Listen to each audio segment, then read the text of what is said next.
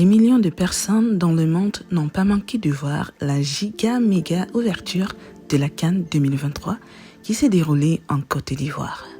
Beaucoup s'attendaient à du venir voir, à les dire. Les attentes étaient tellement énormes que la Côte d'Ivoire n'avait d'autre choix que de réussir malgré la lourde pression et les attentes énormes.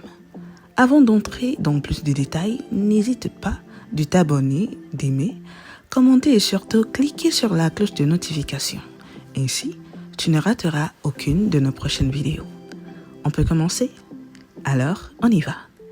Plusieurs témoins visuels ou physiques de l'ouverture de la CAN 2023 en Côte d'Ivoire ont eu des avis partagés de ce qui est de la réussite de cet événement.